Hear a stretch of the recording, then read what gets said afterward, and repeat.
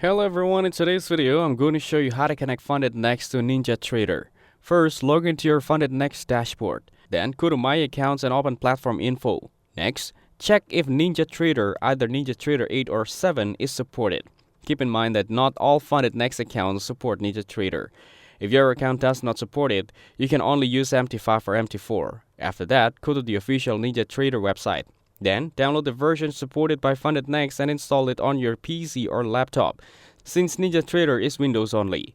Next, from your Fundednext dashboard, note down your trading account number, trading password, and server or broker connection information, such as the API endpoint or server name. Make sure to keep these credentials safe. Now, open Ninjatrader. Then, go to the Connections and select Configure. After that, click Add and choose Brokerage. Next, select Fundednext or the compatible broker option. You can also name your connection if you wish.